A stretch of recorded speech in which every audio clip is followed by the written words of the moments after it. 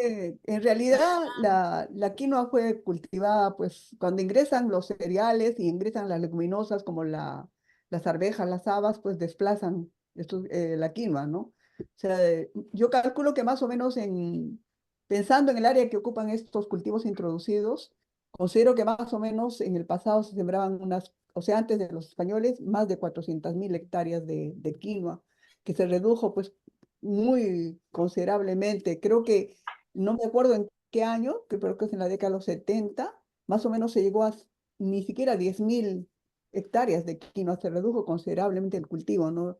Ya entonces, en esa época, de acuerdo a mi experiencia, que tuve una vivencia, digamos, muy cercana, especialmente en la zona de Huancayo, de Junín, que el segundo departamento, podríamos decir, que mantuvo el cultivo de la quinoa después de Puno. Entonces, en esa etapa era común ver que los agricultores sembraban, digamos, la quinoa, pero no sembraban todos los años, sino cada cierto tiempo, porque solamente lo utilizaban ellos como alimento, porque no había un mercado, o sea, la quinoa no tenía mercado. Y tampoco, pues, había, digamos, el interés que existe actualmente, ¿no? Pero ya se empezó a revalorar, yo creo, por el cambio de hábito alimenticio que surge en el mundo, ¿no? Los vegetarianos y los veganos esa población empezó a crecer y ellos requieren una fuente de proteína vegetal. Y la quinoa cumple un rol muy importante para ese grupo humano. Por lo tanto, empezó a crecer el mercado, ¿no? Ya se veían siembras más frecuentes. Y luego, con reconocimiento, pues, del Año Internacional de la Quinoa, pues, se hizo mucha propaganda y creció el mercado, ¿no? Entonces, los pequeños agricultores normalmente sembraban la quinoa en áreas muy pequeñas, o sea, en monocultivo en el altiplano y de repente en Junín, pero en las otras zonas del Perú lo sembraban solamente líneas y separando las melgas de los cultivos, por ejemplo, en las zonas altas, las melgas de las habas o alrededor digamos, de los campos de papa, etcétera, ¿no? O sea, no había grandes extensiones, pero ya empezó digamos, a sembrarse. Por eso hay un cambio importante. Es muy diferente sembrar la quinoa en surcos que sembrar ya en un campo de mayor extensión. Y ahí empiezan, digamos, a surgir una serie de problemas, ¿no? Al principio, me acuerdo que se hablaba de la quinoa, que la quinoa toleraba todo, que era una planta que prácticamente crecía sin recursos adicionales, pero en realidad ya viendo la siembra en extensiones mayores empezaron a verse los problemas, ¿no es cierto? Entonces ahí se ve pues que la quinoa es muy atractiva para los insectos sobre todo, ¿no? O sea, el problema Claro. principal de la quinoa son los insectos, especialmente las eurisacas, ¿no? Que son las que causan mayor daño a nivel de grano, porque las eurisacas, el complejo este que existe, son tres eurisacas que son las que consumen digamos, el grano directamente, porque primero viven en el follaje como insectos de follaje, pero a medida que la planta va desarrollando, pasan a la panoja y comen los granos, por eso se les llama jonajona, porque realmente dejan un polvillo en la panoja. Entonces, ese es el Mm, problema principal.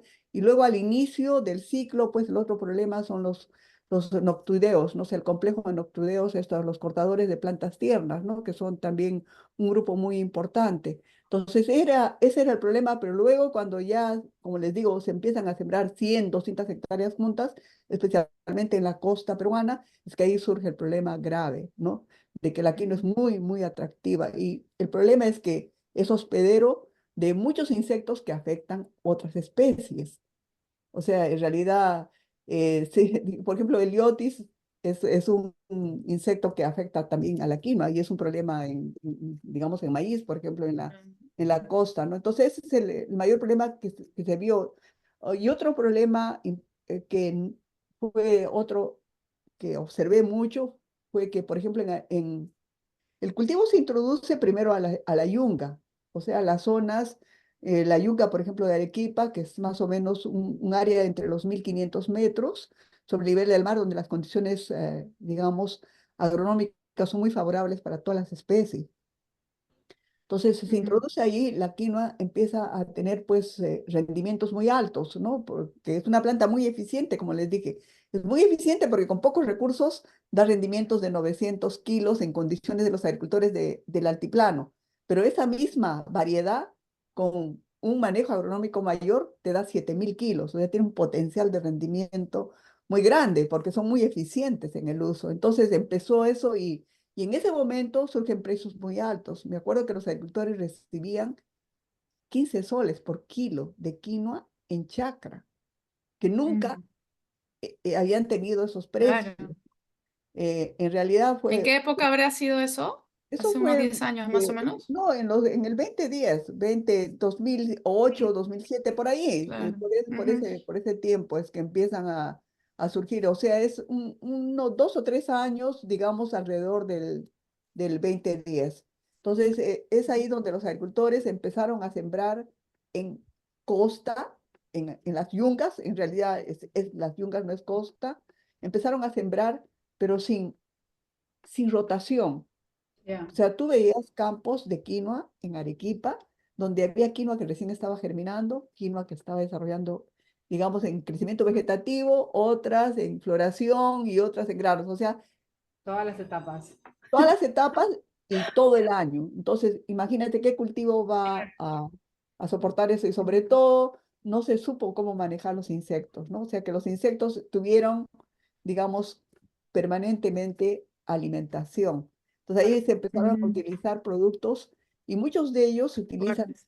no se sabía qué producto utilizar en la quinoa, que utilizaron cualquier tipo de productos. Por eso es que vinieron las contaminaciones y en realidad no, el cultivo de quinoa para mí no fue por la quinoa el fracaso, fue por los agricultores que no supieron manejar el Claro. cultivo, Manejo. porque no había una tecnología Claro. para la costa, por ejemplo. A Entonces, la de la costa. yunga pasó a la costa. Entonces, y en la costa también empezaron a sembrar, porque la quinoa desarrolla muy bien en las siembras de invierno, invierno-primavera, pero también igualmente empezaron a sembrar en el verano, y la quinoa no tolera calor. Claro. O sea, temperaturas, por ejemplo, de 25 grados en floración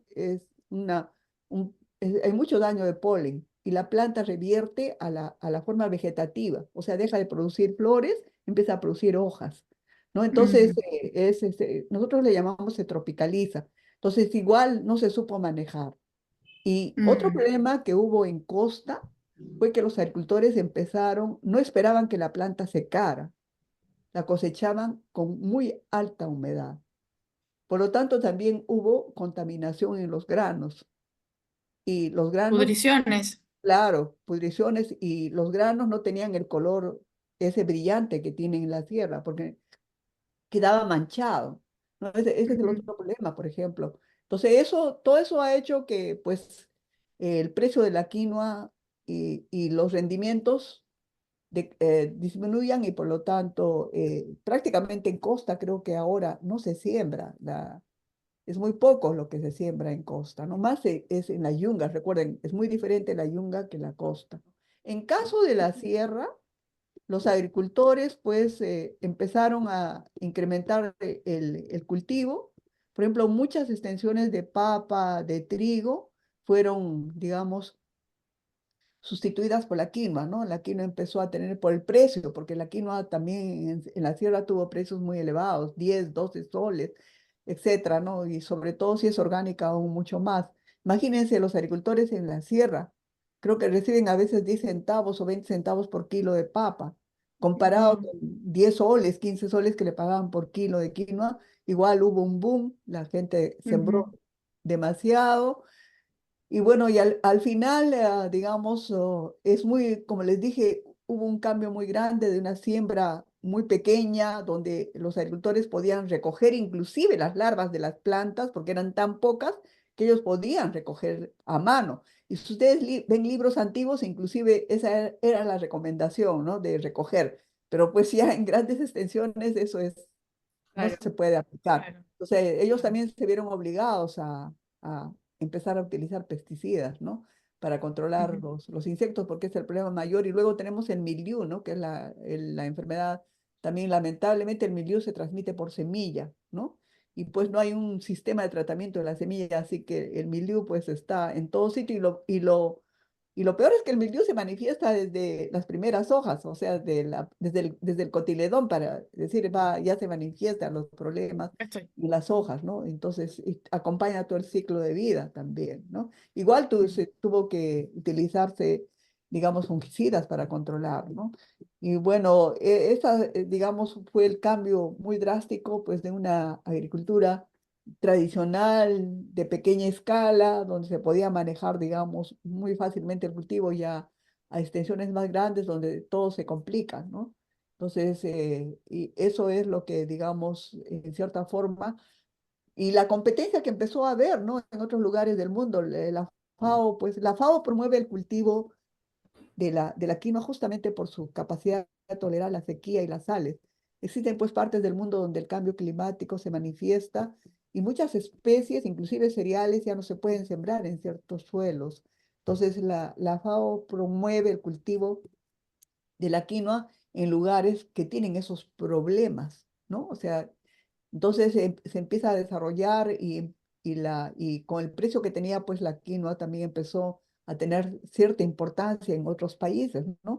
Entonces, y ese es ya, digamos, la- de todos modos es el mercado juega mucho en el desarrollo de un cultivo y se los puedo decir yo con experiencia, porque recuerden ustedes que yo trabajo con los cultivos marginales, a pesar de que digamos, el trigo es un cultivo muy importante que lo comemos todos los días, sin embargo, en el Perú lo consideran pues un cultivo sin importancia, a pesar de que tiene una importancia social muy grande, igual la cebada. Así que yo he trabajado durante pues más de 30 años con estos cultivos que no eran importantes desde el punto de vista económico para el Perú, ¿no? Pero sí son importantes desde el punto de vista social y son importantes para los agricultores de pequeña escala, especialmente aquellos que viven sobre los 3.500 metros, donde no hay muchas alternativas de cultivos. Así que vi el cambio sorprendente, cómo el mercado hace que, digamos, se desarrolle, inclusive con una velocidad increíble se desarrollaron mucha tecnología para la quinoa, ¿no? Inclusive a nivel mundial podemos ver un desarrollo increíble, inclusive de investigación. Hay tanta literatura ahora de la quinoa. Me acuerdo que antes habían unas pocas referencias y ahora hay pues miles de referencias, ¿no? O sea, es un cambio muy, muy grande en el cultivo, ¿no? Ujú. Interesante. Y Muy bien. consulta, entonces, todo este tema del mercado hubo, o sea, repercutió en el agricultor. O sea, el agricultor mejoró su calidad de vida, su economía, ¿no? Se reflejó. Por supuesto, hay estudios de, digamos, por ejemplo, en la universidad, en la Facultad de Economía, yo estuve trabajando mucho con el doctor Valdemar Mercado y él hizo estudios justamente para ver las ganancias. Las ganancias eran de 100, 200%. O sea, el impacto económico favorable estuvo 2000 11, 12 y 13, hasta 14, pero después ya empezó a disminuir en forma significativa los precios, ¿no? Y de la quinoa, porque los precios eran muy atractivos.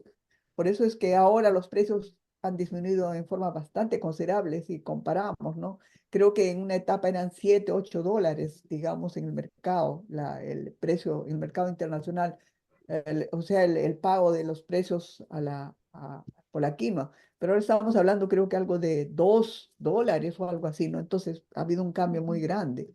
O sea, a partir del 2015 es que empieza a descender, digamos, el precio de la quinoa en forma bastante significativa, ¿no? ¿Y por qué? Pero igual este precio nuevo Ay, por el mercado, o sea, ya ha habido, digamos, una mayor producción. Recuerden, se eh, estabiliza ahí, ¿no? claro, se estabiliza, Hay producción en el otras juego de cosas. la demanda y la oferta. Y como les digo, en muchos otros Ujú. países se empezó a producir también quinoa, ¿no? Entonces, sí, el mercado ya se hace más competitivo, ¿no? Y Pero bueno, este precio actual igual es mejor que antes del boom, bueno, ¿o el no? problema que existe con la quinoa es que la quinoa requiere inversión. ¿No? Requiere una inversión. Y por lo que hicimos algunos estudios y vimos de que realmente el agricultor estaba casi recuperando lo que invertía, o sea, no había una mayor ganancia, a no ser que fuera quinoa orgánica, ¿no? Y que tuviera un mercado, digamos, un mercado donde se reconoce el trabajo del agricultor, el trabajo de la mujer y se le da un precio especial, ¿no? Entonces, y justamente les comentaré, cuando yo fui a Huancavelica en la década de los 80, 90, no encontré quinoa y me parecía tan raro porque yo fui por cebada para promover el cultivo de la cebada porque en Huancavelica la cebada es muy importante, Así que empecé a ver los campos, porque como también trabajaba en quinoa, estaba interesada. Así que no veía quinoa y hablé con los agricultores y les pregunté por qué no sembraban quinoa, si el ambiente era propicio para la quinoa. Y un agricultor me dijo, para la cebada solo requiero 200 soles para sembrar. Para la quinoa requiero 500 y no lo tengo. Y tengo todavía, y el problema de que la quinoa no hay mercado, nadie me va a comprar. Entonces, es cuestión de mercado, ¿no? Demanda y oferta. Eso yo, como les digo, es la mayor experiencia que tuve. Me quedé tan, digamos así, maravillada de que en pocos años, por la demanda que hubo de la quinoa y los buenos precios, pues un desarrollo increíble de tecnologías. Y bueno, y los agricultores de alguna forma, creo que todos nos hemos beneficiado, ¿no? Solamente que ahora pues ya la ganancia es mínima, pero de todos modos, comparando con la papa y otras especies, pues la quinoa todavía tiene importancia, ¿no? Para los agricultores. Ujú, ok. Bueno, en realidad las variedades que existen y que se han utilizado, por ejemplo, las Salcedo son variedades liberadas en la década de los 60, ¿no? O sea, en cierta forma, se ha utilizado un poco las variedades, entre comillas, que fueron liberadas en la década de los 60, 70, ¿no? Y creo que pocas son las variedades que actualmente se han liberado. Y sobre todo utilizando el germoplasma, porque no hay un trabajo, digamos, sostenido, porque iniciar un trabajo de mejoramiento genético lleva pues años. Y es lo que, por ejemplo, yo he estado haciendo, ¿no? En realidad, consideré, por ejemplo, personalmente, nosotros hemos lanzado dos variedades, la Rosada de Huancayo y la Blanca de Hualguas, que las obtuvimos también por selección del material, digamos, original de la zona de Junín. Y luego bueno, yo empecé un programa de inducción de mutaciones para mejorar la quinoa, porque en realidad la quinoa, pues, como la hemos descrito, es una planta muy especial con mucho valor. Solamente como cualquier, digamos, especie humana, animal, etcétera, tiene defectos que corregir, o sea, no es perfecta. Así que normalmente, por ejemplo, nuestras variedades, especialmente las con las que yo trabajé en los valles interandinos, son muy ramificadas. O sea, es decir, producen mucho follaje y poco grano. Entonces, tienen un bajo índice de cosecha. Y luego también son difíciles de manejar en una agricultura mucho más mecanizada, ¿no? Debido al follaje, la cantidad de ramas, la cosecha se hace mucho más difícil, pensando que los agricultores, por ejemplo, no quieren esperar mucho para que se seque la planta, y luego también ciclos de vida muy largos. Entonces, existe pues ya una información de miles de años que se demuestra que uno de los cambios por mutaciones muy fáciles son justamente la altura de la planta y el ciclo de vida. Las quinoas de los valles, por ejemplo, son plantas muy altas y en la costa, con recursos como mayor cantidad de agua, nutrientes y digamos, se vuelven muy altas y se hace muy difícil el manejo posterior. Entonces había que reducir la altura, así que yo andé por ese lado y realmente tengo dos líneas muy importantes que espero que el programa las libere porque dejé suficiente semilla como para lamentablemente no me alcanzó el tiempo de liberar porque sacar una variedad es más o menos demora 10, 11, 12 años. Y luego también he dejado material pensando ya en condiciones de costa y en el futuro, iniciamos un programa donde hemos hecho cruzas de la quinoa, del Chenopodium quinoa con Chenopodium berlandieri, en una asociación de muchos países de Latinoamérica y de Norteamérica. O sea, hubo un grupo muy grande de países, inclusive de África, etcétera, donde todos iniciamos con una población que fue hecha inicialmente, las cruzas fueron hechas en Estados Unidos y todos recibimos la generación F2 y de ahí hicimos una selección y ahora, por ejemplo, en el programa hay líneas muy tolerantes al calor, o sea que pueden crecer en condiciones de costa en el verano y muy tolerantes a sales, ¿no? Y a la sequía. Entonces, me imagino que eso también está muy cerca digamos, estamos en el periodo de autofecundación para liberar las líneas. Entonces, yo creo que el INIE está haciendo lo mismo, ¿no? Está haciendo también cruzas, pero las nuevas variedades van a tomar tiempo, no es tan fácil. Sobre todo porque, por ejemplo, en la agraria no tenemos pues, recursos económicos como para acelerar un programa de mejoramiento. Estamos utilizando, estamos haciendo prácticamente un trabajo bastante detallado con bajos recursos, porque lamentablemente muchos que quieren invertir no quieren esperar los 10 o 15 años, o no quieren financiar un programa de 10 a 15 años, ¿no? Para sacar variedades. Así que inclusive en los proyectos a los cuales concursamos, pues es muy difícil que financien, digamos, ese periodo, ¿no? Así que vamos trabajando de a pocos, pero sí se está avanzando. Y digamos, yo creo que sí va a haber nuevas variedades que se ajusten a las nuevas tecnologías, ¿no?